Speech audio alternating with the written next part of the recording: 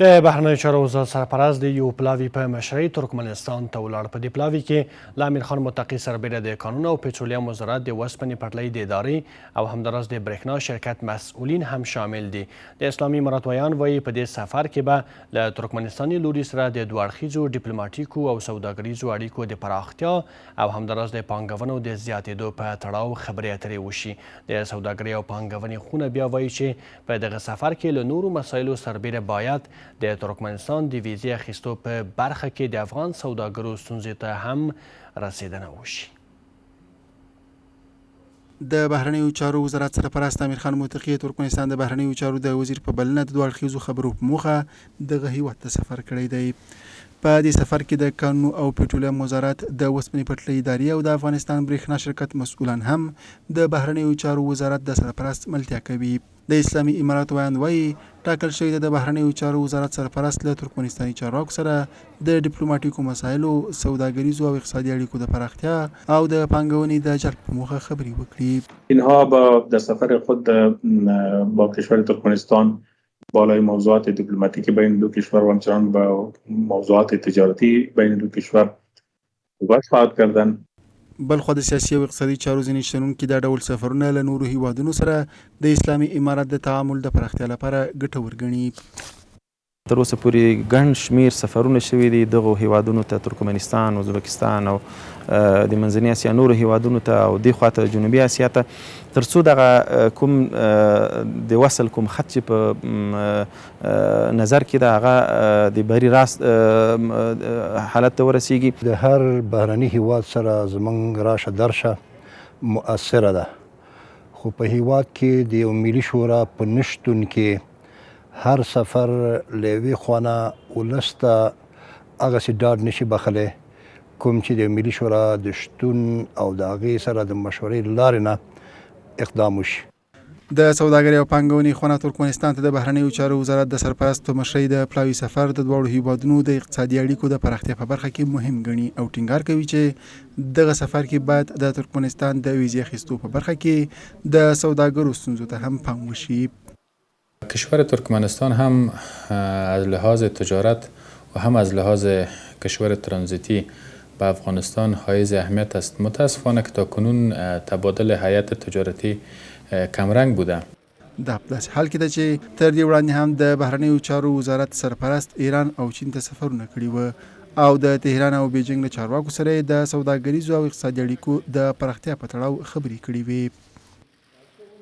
درنو لیدونکو، په همدې موضوع کې تمکیګو بحث لرو. د بحث لپاره دوه قدرمن میلمانه په مرکزي استودیو کې له موږ سره یو ځای شوي دي. د اقتصادي چارو شنونکی محمد طاووس فرزاد صاحب او د اقتصادي چارو بل افغان شنونکی محمد عیسی مبارک صاحب. تاسو دواړه ته ښه راغلاست. ستړي مه شئ. مبارک صاحب، غواړم چې بحث مو تاسو سره پیل کړم. ترکمنستان له اقتصادي او سوداګریز پلوه د افغانستان لپاره څومره یو ښه او اغېزمن سیال کېدلی شي؟ بسم الله الرحمن الرحیم. نیازی سلامونه تاسو ته، استاد درانه میلمه ته او همکارانو ته او ټولو لیدونکو ته.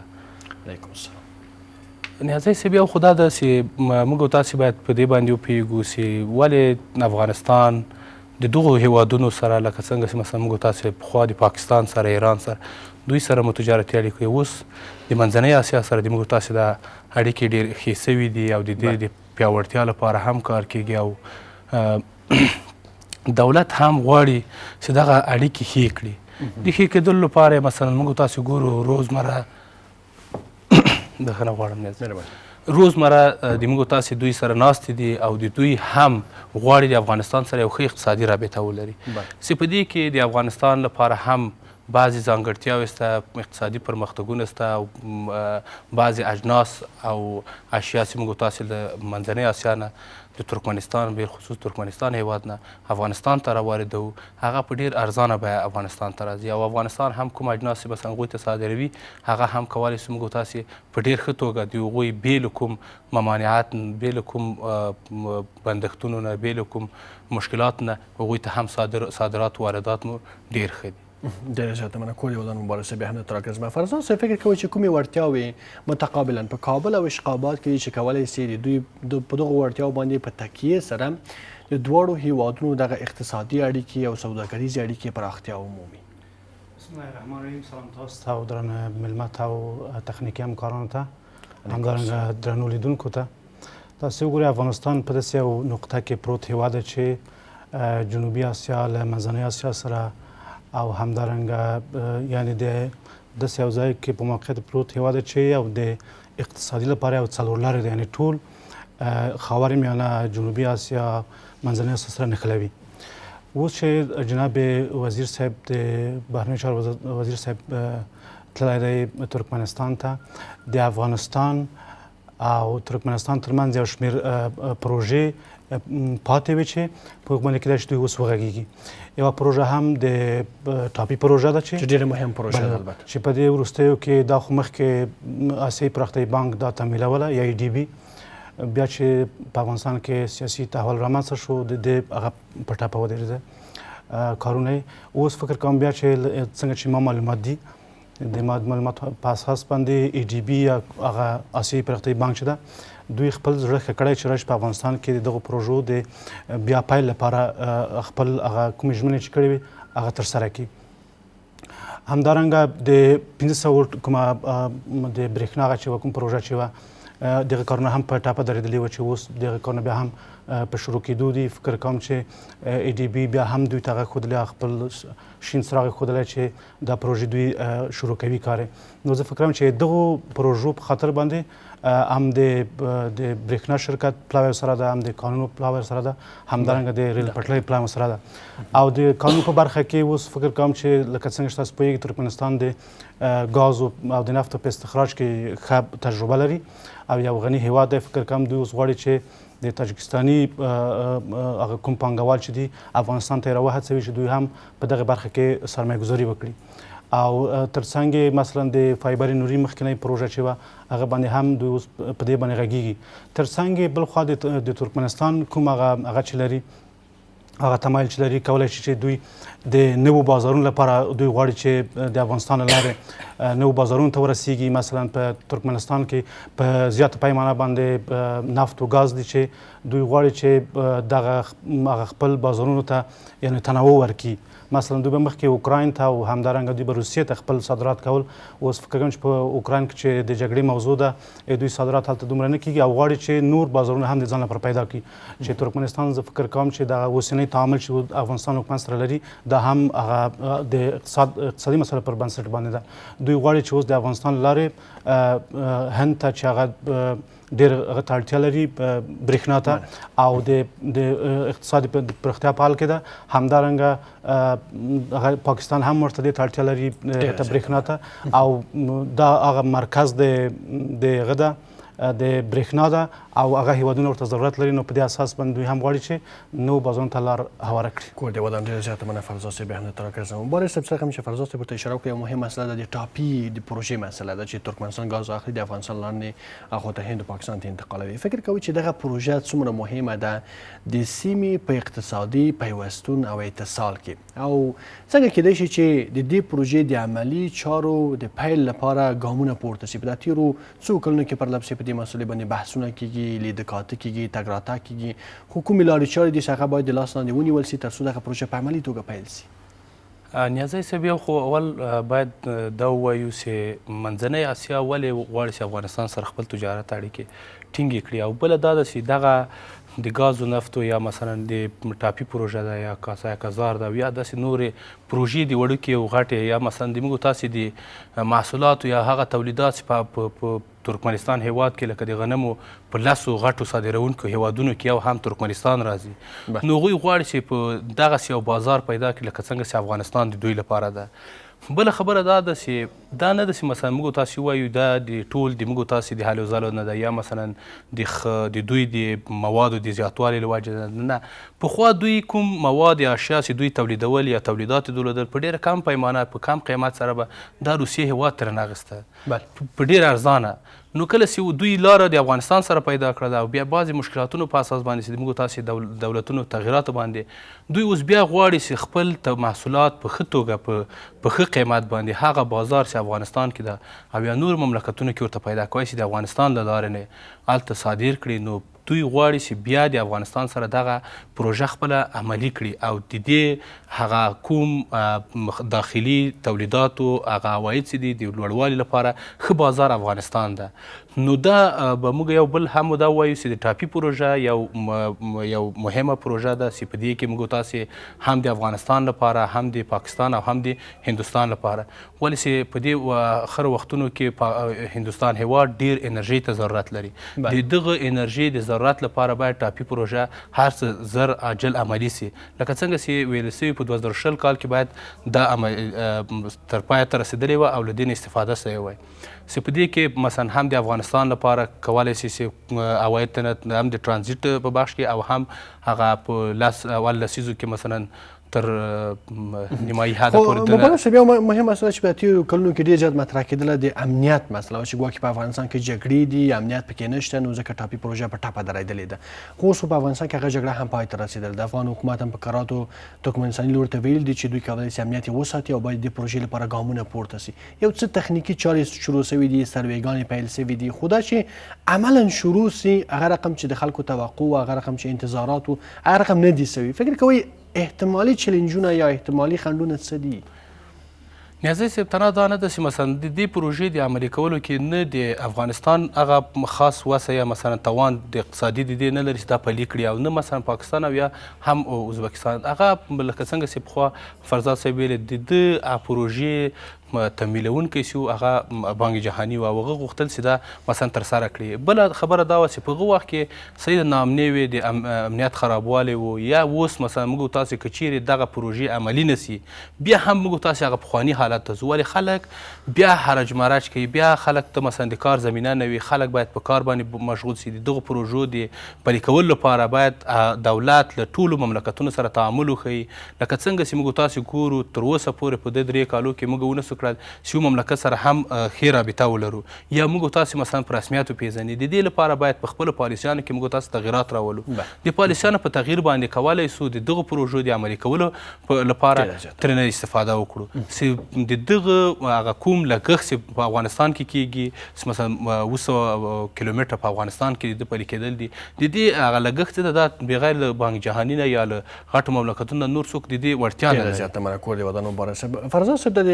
ټاپي پروژې په اړه یو پوښتنه کوم بیا به نورو پوښتنو ته ورشو که څه مخکې تاسو هم اشاره وکړه چې اسیا پراختیایي بانک هم ورته چمتووالی ښودلی ده په افغانستان کې هم جګړه نسته دې خوا ته چې کوم حکومت په افغانستان کې اوس حاکم ده دوی هم په ټوله مله خپل چمتووالی ښودلی د پروژې تطبیق لپاره نو بیا ولې هغه رقم چې انتظارات دي هغه رقم د پروژې نه تطبیق کېږي فکر کوئ چې دغه ستره اقتصادي پروژه له سیاسي مسایلو نه اغېزمنه ده که څنګه بله دې کې څو خبرې جناب نظر صاحب خو دا چې سیاسي موضوع ده هند نه غواړي چې داسې یو مهمه پروژه د پاکستان له لارې هم وغځېږي یعنې پاکستان ته هغه ورسېږي دوی هغه اقتصادي او سیاسي کوم رقابتونه چې لري تر څنګ زه فکر کوم چې بعضې هیوادونه یا ډونران زده نه ښه کوي په دې خاطر چې اوس ویل کېږي چې په دغه څاګانو کې د ګازو یعنې معلوم نه ده چې په دې څاګانو کې ګاز پاتې دي او که نه دا مې یوه ستونزه ده یعنې ډونران زړه نه ښه کوي چې په دې باندې که د 10 کلو لپاره دوی چې ویلي که دوی دا سرمایه ګذاري وکوي که یې ونه کوي یعنې او دوی دا خلک ډونران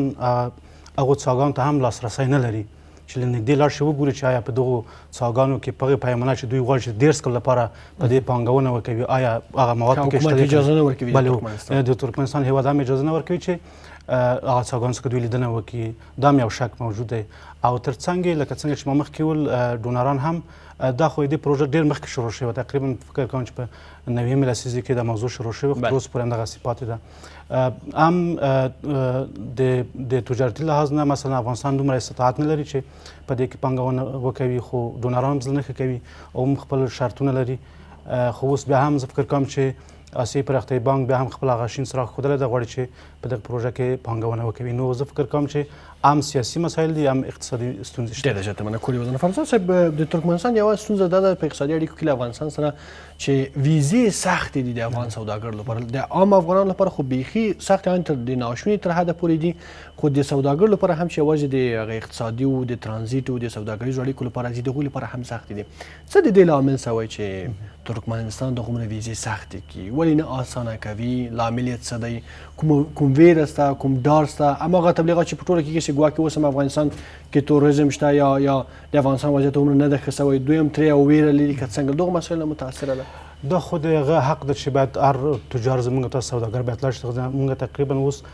فکر کوم په میلیونونو ډالر له ترکمنستان سره سوداګریزه اړیکه لرو خو دا چې زموږ سوداګرو ته هغه نه ورکول کېږي فکر کوم د رسمیت نه پېژندلو موضوع ده باید چې دغه موضوع د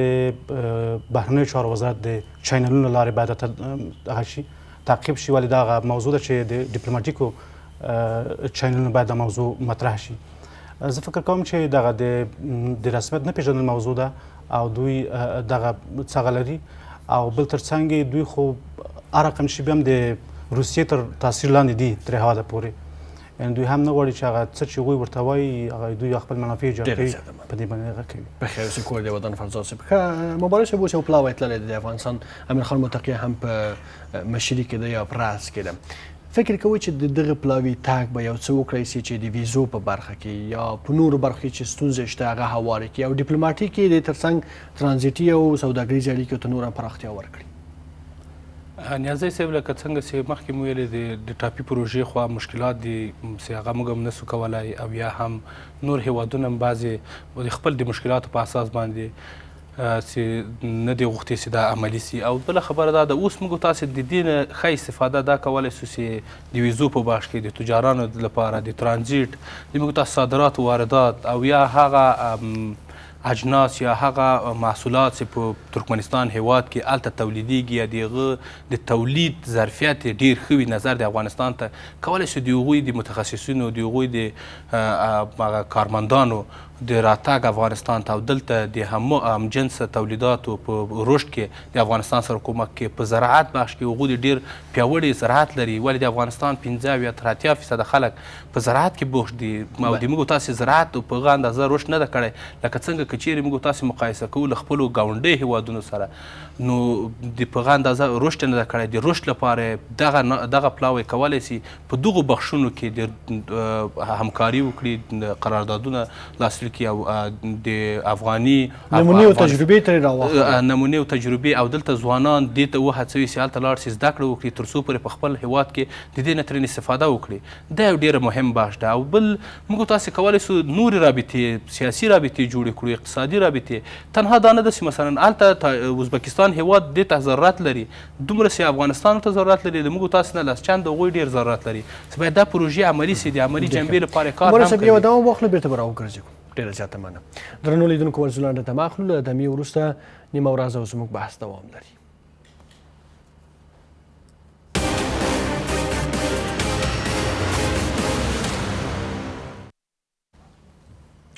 درنو لیدونکو نیمه ورځ بیا هم ښه راغلاست زموږ بحث ترکمنستان ته د افغان پلاوي د سفر په اړوند مسایلو باندې دی مهرباني مبارک صاحب ستاسو خبرې پاتې وي نیازی صاحب لکه څنګه چې وویلې د هغوی هغه ټول محصولات په لسو هیوادونو کې په لسو برجسته هیوادونو کې د غنمو صادرونکی ده نو اوس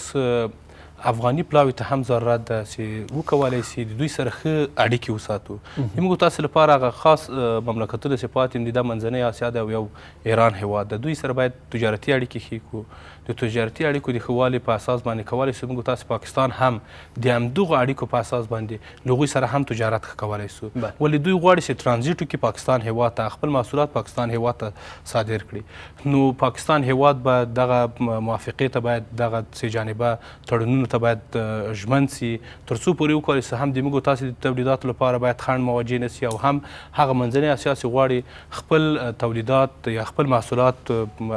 پاکستان هیواد ته صادر کړي د هغه لپاره به زمینه برابره سي لکه څنګه چې اوس موږ تاسې ګورو هرو لسو شپو کې هر یو میاشت کې یو ځلې د تورخم لاره بندېږي نو د دغو ناستو په اساس باندې هغه مشکلات هم د حل کېدو امکان بدیل حل لارې پیدا کړي ډېره زیاته مننه کور یو مبارک صاحب فرزاد صاحب له منځنۍ اسیا سره د افغانستان د اړیکو پراختیا په ځانګړي توګه په ترانزیټي برخو کې په سوداګریزو برخو کې څومره د افغانستان په ګټه ده څنګه چې مبارک صاحب ویلې کېدای شي چې ورو ورو د تورخم بدیل اخواته افغانستان پیدا کړي تر څو داسې یو بیلانس تجارت افغانستان جوړ کړي چې که یو لوري ورسره پرې کړي یا بایکاټ کوي افغانستان په ټول کې خپل سوداګریزې اړیکې لاس وار نه کړي د افغانستان د پلاوي یو څو مخې نور دا دي چې اسلامي امارت غواړي چې نړۍ ته دا ښکاره کړي چې افغانستان د اتصال مرکز دی جناب نیازی صاحب د اقتصادي لحاظ نه افغانستان یو د اتصال مرکز دی ترڅنګ دا نړۍ ته ښیي او خصوصا همسایه هیوادونو ته چې موږ نور په تاسو باندې یوازې اتکا نه ده او موږ هم د بدیل لارو په لټه کې یو ترڅنګ ازبکستان دا هغه لري چې اوس فکر کوم دوی غواړي تر 2010 کال پورې خپله سرمایه‌ګذاري او پانګونه د نفت په برخه کې لوړه کړي. اوس دوی غواړي چې هغه کوم سرحد چې له افغانستان سره لري په دې سرحدونو کې زموږ تاسو زښته زیاتې منابع دي او دوی غواړي چې په دغو برخو کې هم د افغانستان په خاوره کې سرمایه‌ګذاري وکوي تر څو چې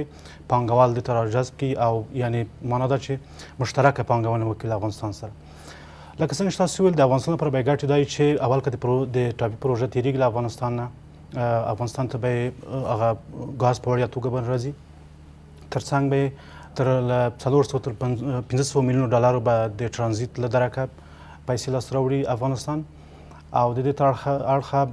زموږ یو شمېر زیات خلکو ته کار زمینه برابرېږي. همدارنګه څو پروژې نورې هم لري چې د ټوټا پروژه ده د ټاپ پروژه ده چې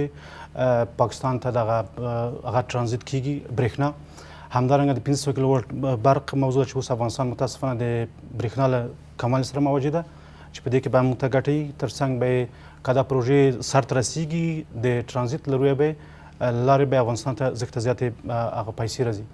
تر څنګ ازبکستان غواړي چې د افغانستان لارې نورو هیوادونو سره اړیکه ولري. مثلا دوی اوس فکر کوم کار کوي چې د ریل پټلۍ په برخه کې دوی سرمایه‌ګذاري کوي یا پانګونه کوي چې دوی له ایران سره د چابهار لارې د چابهار هند سره او له هند لارې اروپایي ملکو ته دوی لاره پیدا کړي. هلته هم تجارت خپل وغځوي او لکه څنګه چې ما مخکې هم وویل د برېښنا مرکز دی ترکمنستان د انرژۍ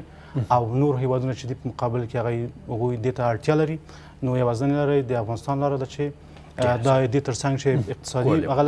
لري تر څنګ نور پروژې هم تېرېدای شي او په ټوله کې د افغانستان اقتصادي او سیاسي اړیکې هم نور زیاتېدلی شي. ډېره زیاته مننه کول ودان فرزاد صاحب. مبارک صاحب دا بحث ورو ورو راټولوو. ښه ترکمنستان ګاز ډېر لري برېښنا لري دې خوا ته افغانستان بیا ترانزیټي لارې لري او معادن هم ډېر زیات لري. څنګه کیدای شي چې دواړه کابل او اشقاباد داسې اړیکې رامنځته کړي چې څه چې هغوی اړتیا لري د افغانستان لارې نه تامین شي څه چې افغانستان اړتیا لري له هغوی نه ترلاسه کړي بیا د دواړو هیوادونو د اقتصادي اړیکو د پراختیا لپاره وکارول شي او افغانستان په دې سره وکړی شي چې خپل هغه بهرنۍ اړیکې په تجارت کې نورې هم پراختیا یې ورکړي. نیازی صاحب که چیرې مثلا موږ تاسې د هغوی هغه ګازو تولید ته یا د نفتو تولید ته او یا هم د غنمو تولیدات ته وګورو صحیح چې د افغانستان په کچه د هغوی لوړ ارزښت لري خو دلته باید موږ تاسې یو هغه کوم صادرات چې موږ تاسې د وچې میوې د ټغر د دغه اجناس موږ تاسې ترکمنستان هیواد ته صادروو او ترکمنستان هیواد داسې مثلا غنم دي حبوبات دي او په دې اخرو وختونو کې مثلا ګاز ده که چیرې مثلا دغه پروژې عملي سي او یا د برق موږ تاسې اکثره د انرژي استفاده کول هغه د ازبکستان هیواد نه ده یا د بعضې نور اجناس دي چې مثلا موږ تاسې باید له دنه راوارد کړو افغانستان ته خو د افغانستان لپاره مهمه خبره دا ده نیازی صاحب چې په داخل د افغانستان کې باید هم د دې لپاره کار وشي کوم تولیدات یا کوم صنعت کوم پرمختګونه چې په افغانستان کې یا په ابتدایي شکل دي او یا هغه د دغو هیوادونو د صادراتو په واسطه باندې دا له منځه ځي باید د هغه د پیاوړتیا لپاره کار وشي. تنها دا نه ده چې موږ تاسې رابطې جوړوو د صادراتو یا مثلا صادراتو واردات هم لوړېږي باید په خپلو منابعو باندې هم فکر وکړو. اوس لکه څنګه مو ویلې چې هغوی که چیرې په زراعت بخش کې ډېر پیاوړي دي باید د موږ تاسې زراعت پیاوړتیا ومومي. دا نه چې موږ تاسې د هغوی زراعتي محصولات چې په خپله په داخل د افغانستان کې هم تولیدېږي باید راوارد کړو. نه څنګه وکړی سو چې د هغوی نه دغه نقل وکړو د دوی دغه کوم میکانیزم کوم پالیسۍ یا طرحو نه یا کومو مسلکي اشخاص نه چې دوی استفاده کوي د خپل په ځمکو کې د زراعت بخش کې مالداري بخش کې هغه باید افغانستان څه رنګه وکړي چې هماغسې استفاده وکړي. تنها باید د دې لپاره باید موږ تاسې مهمه خبره دا ده اوس مثال د ویزو برابرول دي یا مثلا د هغوی د پوهنتونونو سره خبرې کول دي د افغانستان محصلین لاړ شي هلته زده کړې وکړي او یا د هغوی هممسلکي کدرونه راسي په افغانستان کې په پوهنتونونو کې په مکتبونو کې خلکو ته تعلیم ورکړي او یا د موږ تاسې بزګران ته چې هغه مکتبونو نه لرې دي نو دوی ته تعلیم ورکړي دوی لپاره د پیاوړتیا لپاره کار وشي او کوم ماشینري چې په ترکمنستان هیواد کې کارول کېږي هغه ماشینري باید موږ تاسې راوړو په افغانستان ته. تنها دا نه ده چې مثلا موږ تاسې باید صادرات ولرو واردات ولرو دغسې سرویسز صادرات باید ولرو په خدمات کې باید صادرات واردات ولرو چې وکړای سو له دې نه موږ تاسې یو ښه قوي عظیم استفاده وکړو. ډېره زیاته مننه کور دې ودان مبارک شه. فرزاد صاحب ستاسو هم وروستۍ خبرې رااخلو څه باید وشي د اسلامي امارات په هغه د بهرني سیاست په اقتصادي اړخ کې چې له ترکمنستان سره اقتصادي اړیکې پراختیا عمومي او نه یوازې ترکمنستان بلکې د ټولې منځنۍ اسیا سره چې د افغانانو او د افغانستان په ګټه وي. بله زه په ټوله کې دا وایم چې د اسلامي امارت چې کوم پلاوی تللی ده یعنې زه به د خپلو خبرو هغه ارتبام اخري مهرباني یو دا چې غواړي چې د معدن خصوصا د ګاز په برخه کې د هغوی سرمایه‌ګذاري راجلب کړي تر څنګ هغه کومې نیمګړې پروژې چې دي په هغه باندې دوی خبرې وکړي چې عامه ډونران چې دي هغوی هم دې ته هغه ښودلې لېوالتیا ښودلې ده چې هغه شروع کړي او تر څنګ د برېښنا کموالی شوی په افغانستان کې دوی غواړي چې هغه د 500 کیلووټ کوم پروژه چې وه د هغه تقریبا 80 سلنه چارې مخکې تللې وې 60 سلنه یې پاتې دي چې هغه مخکې وځي تر څنګ د افغانستان اسلامي امارت په کار چې په لومړي سر کې په افغانستان کې د واضح کوم اقتصاد باید کوم نظام اوس په افغانستان کې د پاکله باید نړۍ ته وضاحت ورکړي چې موږ په افغانستان کې کوم اقتصادي نظام غواړو آیا اسلامي نظام دی یا مختلط نظام دی یا کوم نوع باید دې باندې هغه وکړي او تر څنګ د نړۍ سره باید په بعضې مسایلو کې د اقتصادي مسایلو په خاطر باندې یو لږ له خپل هغه نه تیر شي یا لږ نرمښت ښکاره کړي تر څو دغه اقتصادي او سیاسي اړیکې پیاوړتیا ومومي ډېره زیاته مننه کوردیوالان د اقتصادي چارو دواړه افغان شنونکي محمد طاووس فرزاد صاحب او محمد عیسی مبارز صاحب فرزاد صاحب ډېره زیاته مننه ښه ورځ ولرئ تاسو هم کور ودانې ډېره زیاته مننه